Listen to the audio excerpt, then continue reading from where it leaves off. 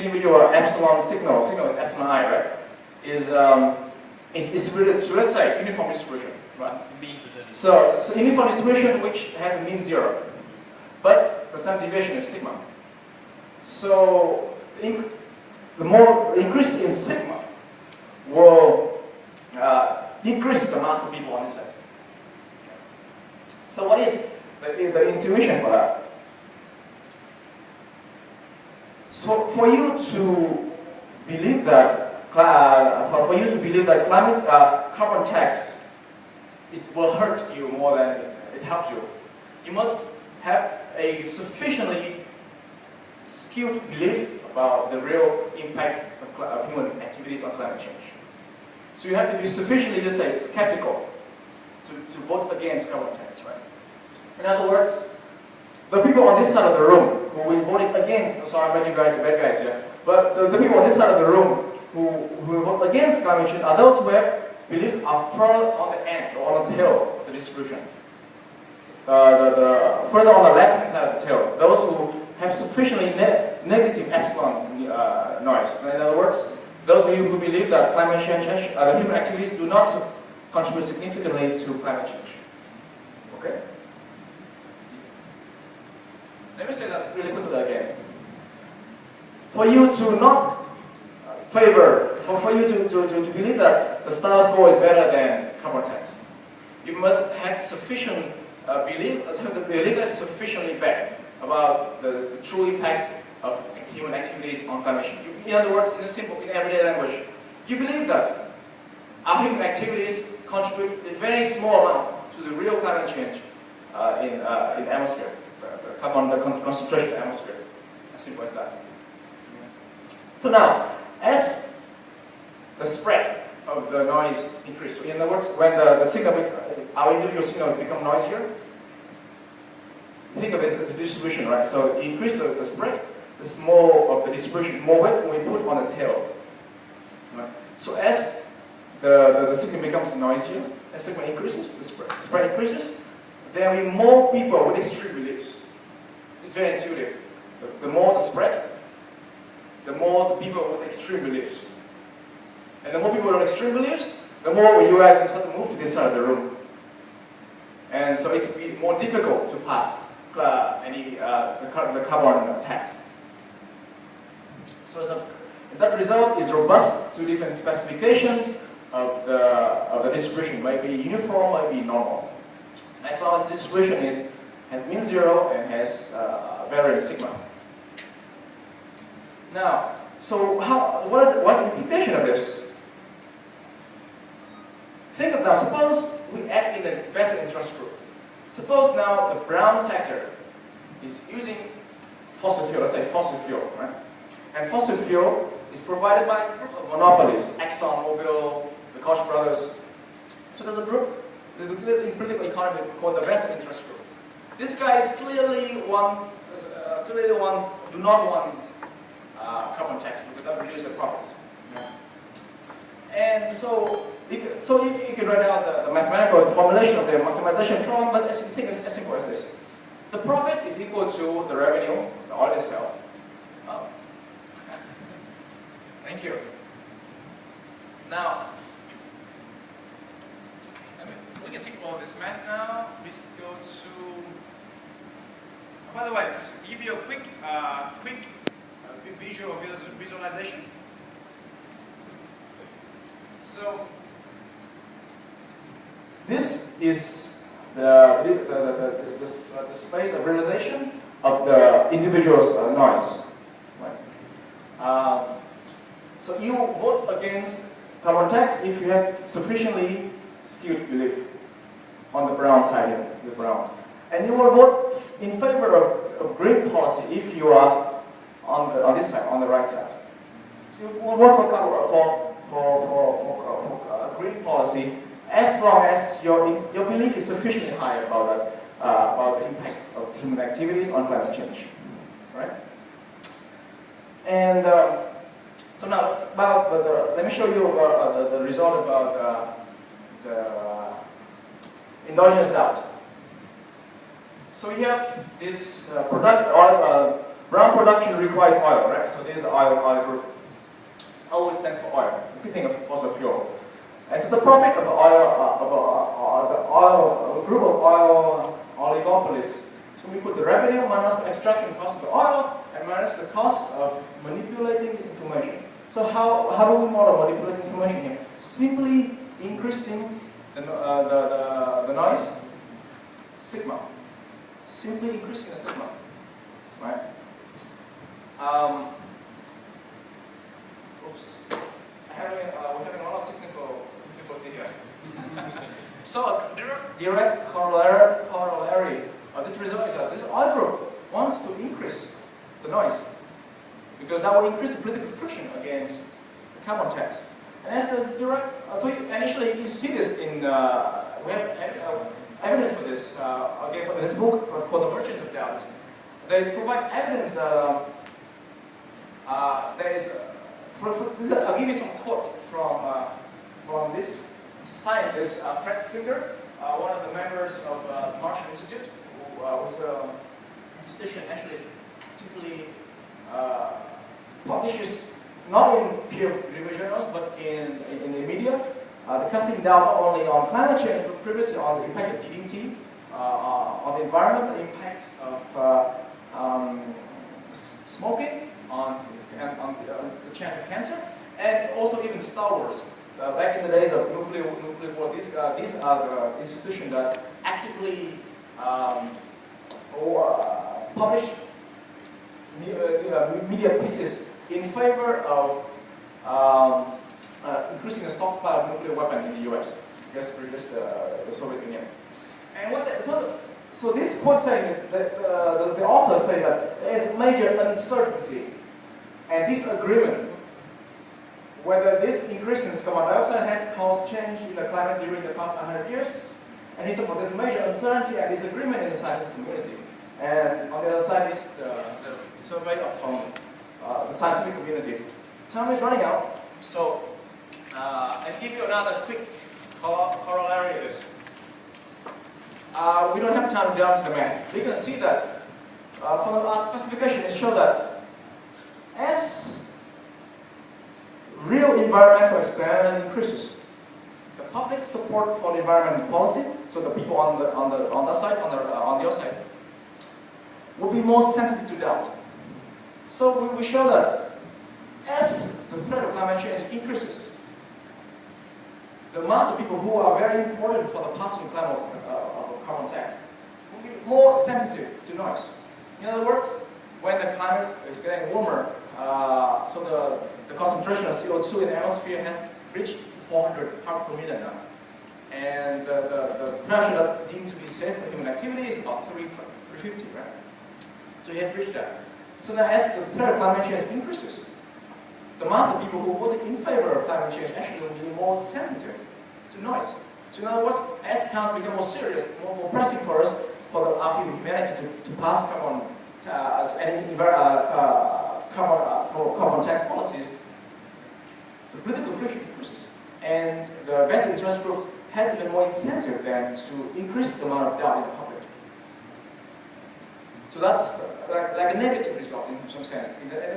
Let's say pessimistic result, in other words. That as time becomes more pressing, vested interest groups like the fossil fuel industries will have more incentive to cast doubt on the true science of climate change. On the other side, though, on the positive side, in a sense, optimistic side,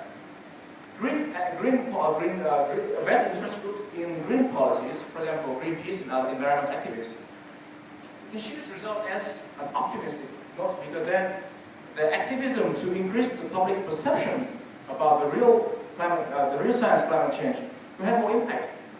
As the climate change becomes more real threat, activism, public awareness about the real science of climate change will have bigger impact. So that's a brief corollary of our result. And let's moving really next. We will not present this today, but we are now working on embedding this political module into a macro dynamic growth model with climate change as a rise and dies model. So why do we do this? Why do we care about dynamics? First of all, because learning is very interesting. Talking about public perceptions, right? Right now we're treating public perception as a static thing. How about learning? So we can think about this after any major environmental disaster, for example, after Hurricane Katrina or after Hurricane Sandy, you can see that the amount of Google searches for the word climate change or global warming jumped in discrete manner. So anyway, so there are some indirect evidence. It seems like the public updates information, the belief about the real impact of human activities of climate change after some major events. So we are going to use learning. Maybe major learning means actually this is the place where we need to invent new kind of learning, but we don't have time to talk about this. And this is a part of a bigger project. We care about dynamics, we care about putting in a serious quantitative model because we really want to put a price tag, economic cost, on the political frictions of climate change policies. So that is our direction where we're going. So in this conclusion, that endogenous public perceptions matter for the political feasibility of environmental policies. And before I open the floor for questions, I will leave you with an illustration of political friction about climate change.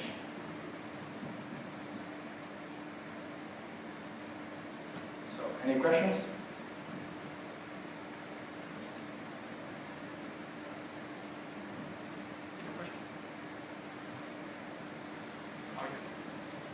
Hi, thank you very much for your presentation. It's very interesting.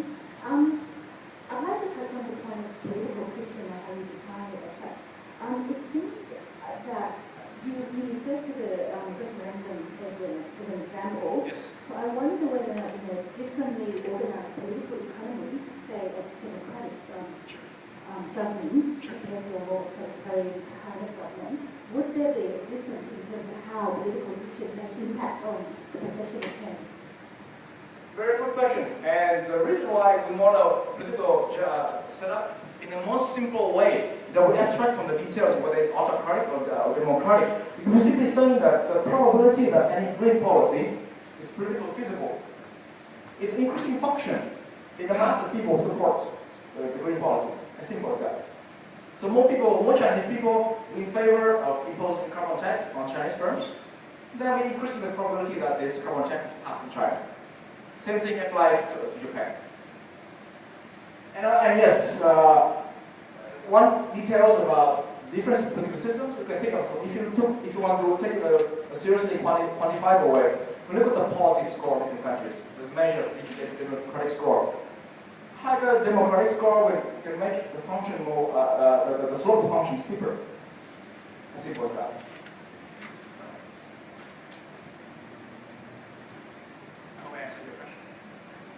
Thank you for that. Can I just ask on your view? Also in the way that you talk about political fiction, it seems that you talk about how vested interest groups channel or create voices. So what about the political parties themselves who may have competing agendas in promoting their own self-interest in a political way? Would you consider that in the model? So that's why it's something we're not presenting today, but yes, we talk about lobby. Lobby is a place where politicians can have gains from contribution from vested interest groups. Think of the Koch brothers giving money to the election for different, mainly the Republican Party in the US in the election campaign. So think of this.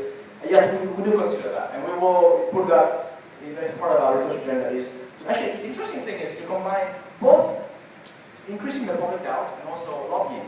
Think of the complementarity or the substitutability between these two strategies.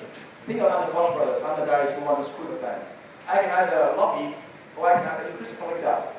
And the distinction, which the combination of these two strategies depends on the complementarity or the substitutability of these two strategies, these two set actions. And this pretty unfair research, by the way. I think, as from my know, in political economy of environmental policy, it has nothing done. Not even public perceptions. Endogenous public perception.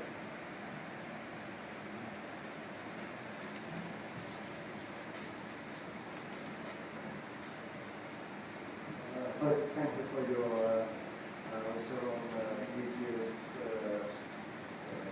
perception of climate change.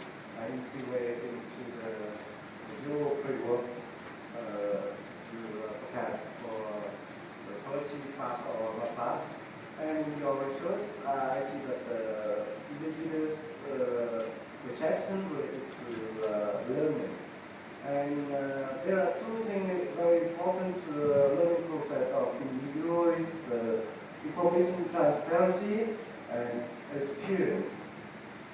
And what? Experience. Okay, yes, Yeah, yeah. yes. And actually, these two factors affect their results of the real learning. Okay. Yeah. And can you explain how the intellect group can create noise through this? Oh, how? Let's try to understand. You're asking how, you can give it like me, an example of how the interest group can increase the Create noise. Yes. To affect the decision. Yes, Yeah. yes, I can tell you right away.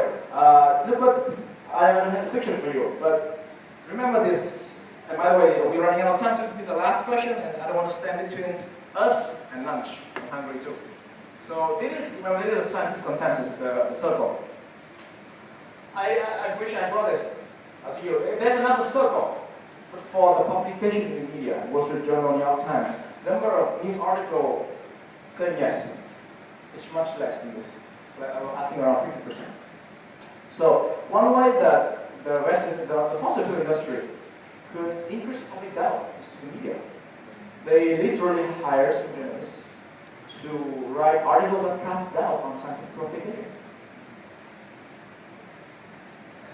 The research, I think that they have full of information, so they can drive, they can come to the awareness of climate change impact on society. So the problem is they have full information. What do you mean by full information? You mean that the information they get When they in the fossil fuel? for the scientists. For the scientists, okay? Yeah. So now explain why 96% of them agree with. So there's a certain amount of disagreement, as in any topic in science. There's some sort of amount of disagreement. You see it here, right? So there's some doubt, but the point is the doubt in the public is much more amplified than in the scientific community. So the idea that the information transparency or the information availability. I would say that the information transmission between what is scientific consensus to what is the public opinion is a challenging part. That's a difficult information transmission process. Imagine like any of us who are not active publishing in Nature or Nature magazine on climate change. Try to open an IPCC report, annual report, and try to read a few hundred pages of research. It's quite a daunting task. So the transmission will be not the IPCC, we be more through public education and more simplification of conveying what is the true scientific